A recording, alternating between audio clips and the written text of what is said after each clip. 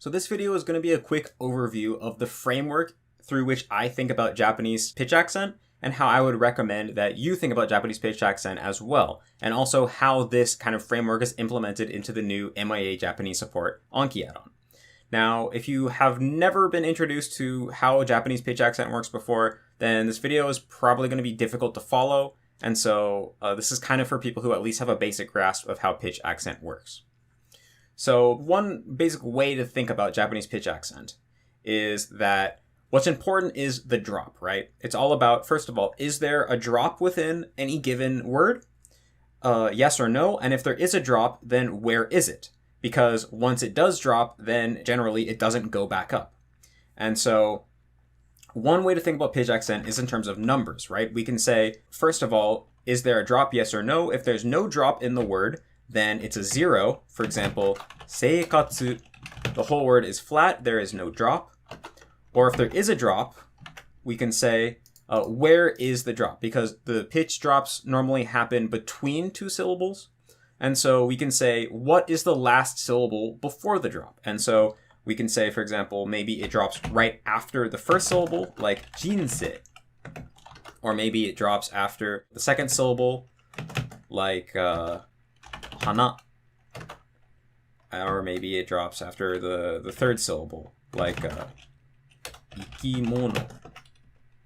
And so this is one pretty basic way of thinking about pitch accent because it's just a single number, right? Every word, either it's a 0 because it has no drop, or it does have a drop and you just remember what number it is, and then you know it drops after that syllable.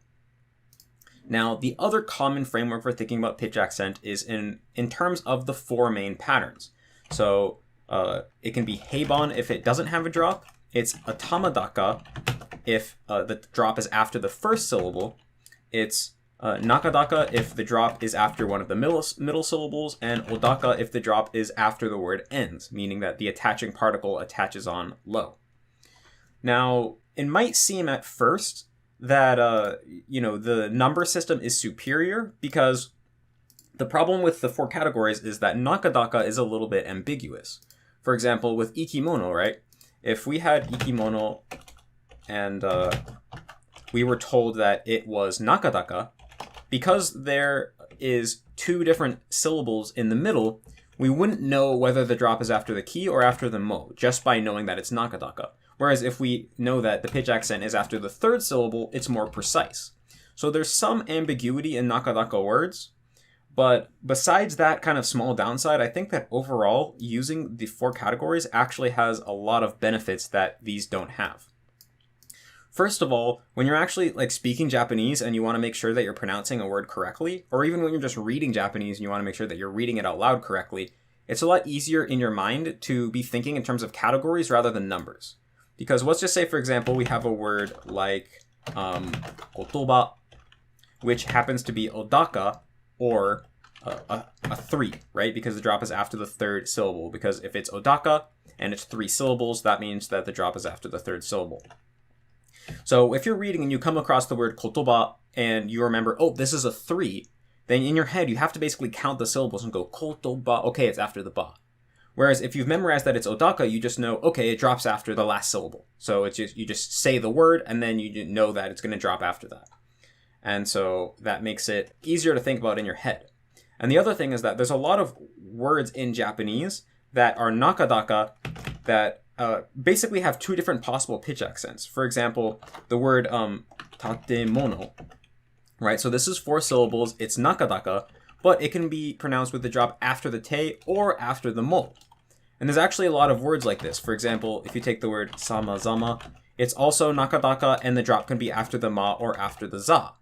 So I think what this kind of goes to show is that within the heads of Japanese people, they're unconsciously thinking of pitch accent in terms of these 4 categories, because whenever there's words with nakadaka that are ambiguous because they're 4 or more syllables long, well, they actually pronounce them both of the possible ways. Not all the time, but a decent amount of the time.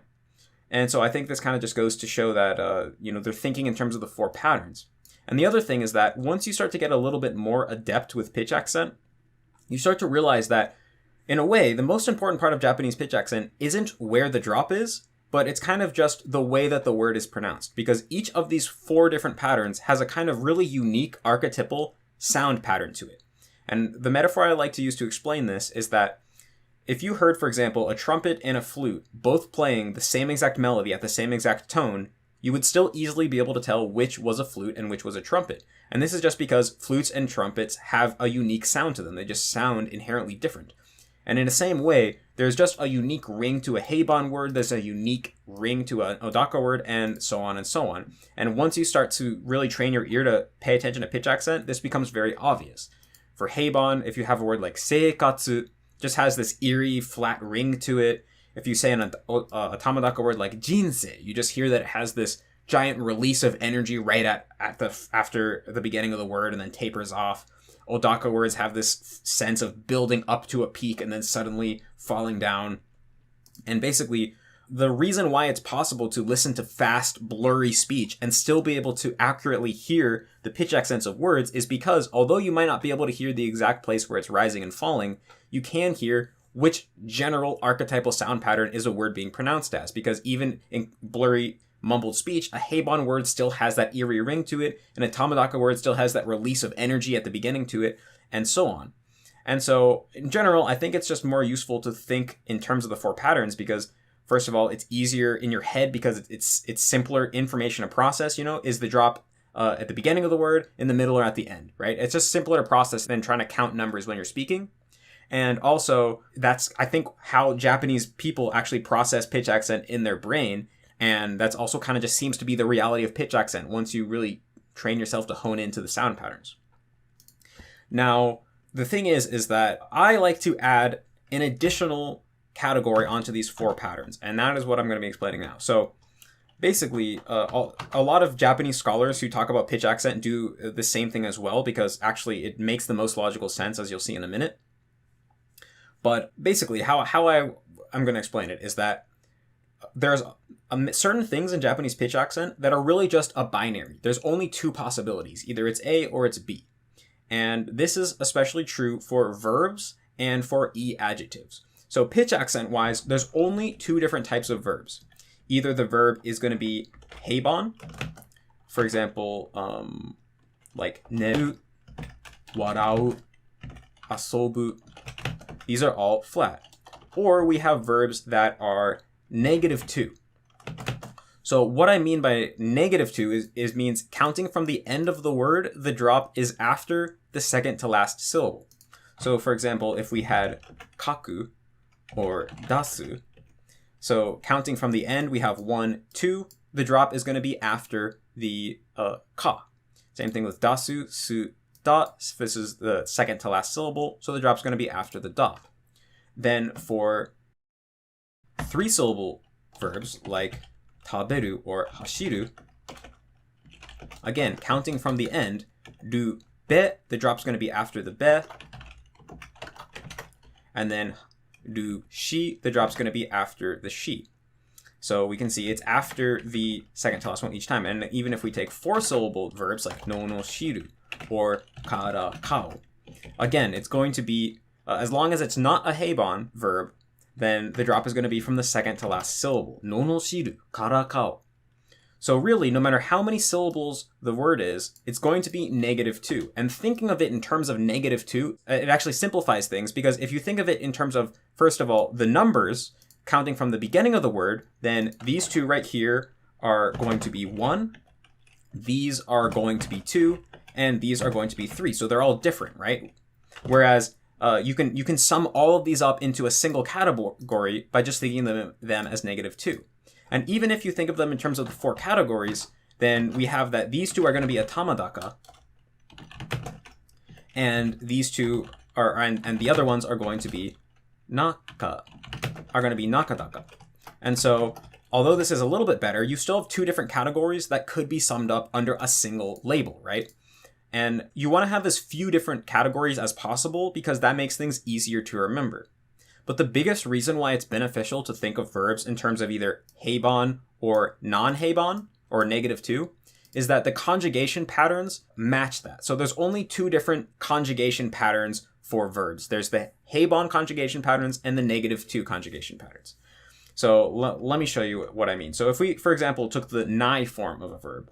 So if a heibon verb goes into the nai form, the whole thing stays flat. So nenai, wara, wa nai, soba nai. So the whole thing is going to be flat. And it doesn't matter whether the verb is an u verb or a ru verb or whatever. If it's heibon, then the nai form is going to be heibon. Now, for non-heibon verbs, it's going to drop before the nai, and it doesn't matter how many syllables the verb is long. So if we have kakanai, then the drop is going to be before the nai. Same thing with dasanai, it's going to be before the nai. Tabe nai, it's going to be before the nai. Hashiranai, before the nai. No shiranai is before the nai, and karakawa nai before the nai. So again, by thinking of it in terms of non-heibon or -2, then in our head it's quite simple to remember how the conjugation is going to happen, because we just remember, oh, it's before the nai. And I know when I'm speaking, and I know it's a non-heibon verb, I kind of just intuitively know, like, okay, it drops before the nai. Karakawanai.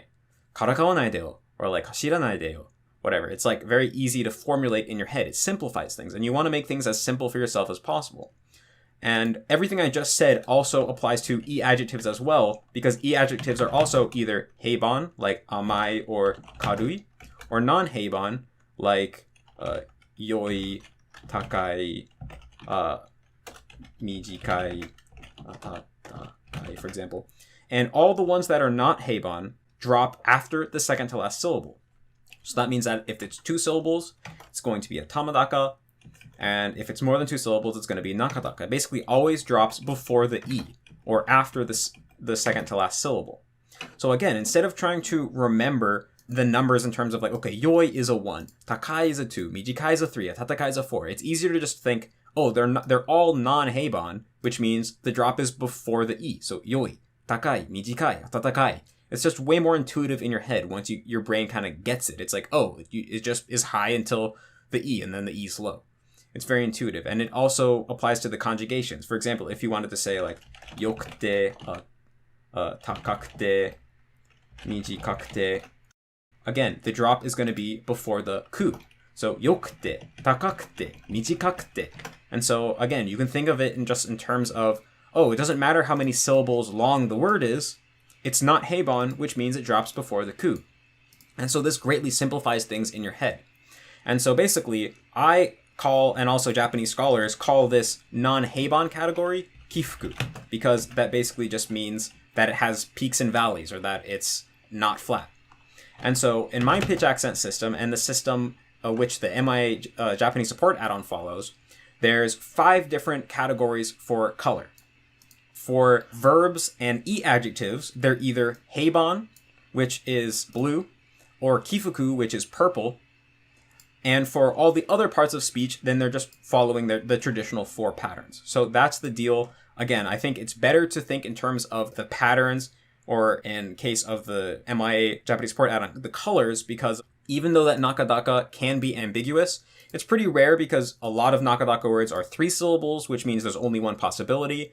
A lot of nakadaka words are combination words, like for example, if you had like keitai denwa, even though that's technically nakadaka, since it's a compound noun, the pitch accent rules are following the noun combination rules, which means you can know the pitch accent even without looking it up. And also a lot of words that you would think would be ambiguous actually are just pronounced both ways by Japanese people. And again, it makes it so that overall it's much simpler. There's just 5 categories. You can easily sort these words into these 5 categories, and then remembering how to conjugate them and so on becomes very simple, because if you know what pattern the word is and you know how that pattern conjugates, well then you're pretty much automatically good to go.